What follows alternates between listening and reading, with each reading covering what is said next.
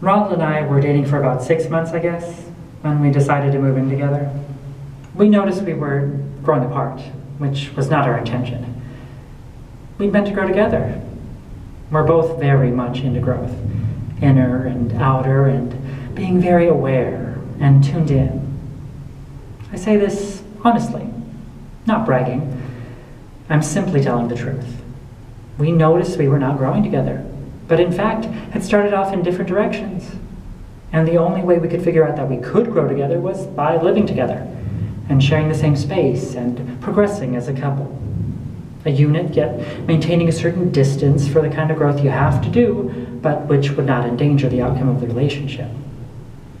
So we got this really cute apartment. All our friends were drooling. It was so unbelievably adorable. And I have a way with furniture which is instinctive and innate, so I can't, and I refuse to take full credit for how fantastic it looked once I got done.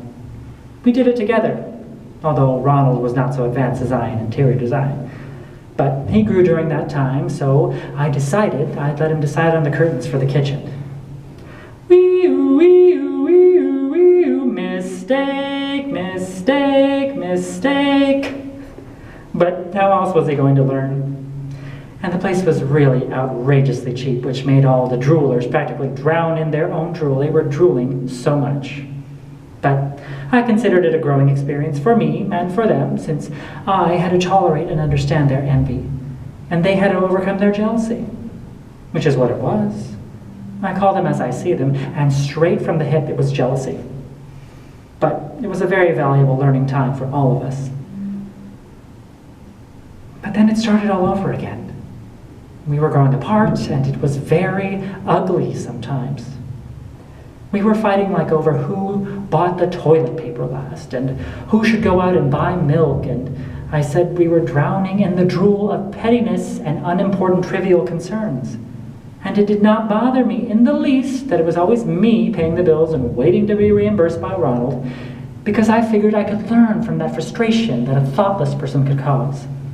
So I did not rub his nose in it, but I knew he felt guilty, because he would always bring it up and apologize, and then pick a fight, which was so childish, and that is what I knew. Oh, we are regressing, and it was time to split.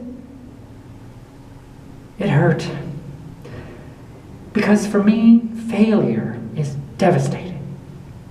But I withstood it because I knew it was for the best, and we could grow better together away from each other. And it was really a uniting experience. Packing boxes and dividing the furniture and giving and taking is very beneficial because you learn that only love cannot be replaced.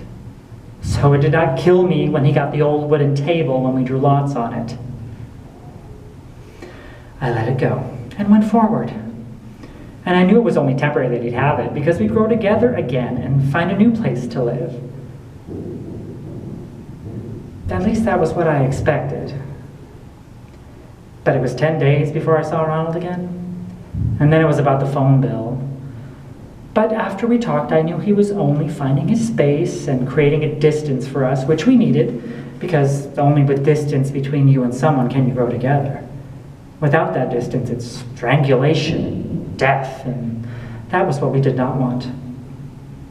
So now I'm going with someone else, and so is Ronald, which I think is so valuable. And we are really growing together as individuals, so that when we come back together, we'll be like fully raised loaves of bread, and not separate, scattered ingredients. Flour over there, yeast still in its package, and lard waiting to be melted. Every day I'm with Jack. That's who I'm seeing now. He's very aware and totally committed to self-growth. I feel closer and closer to Ronald.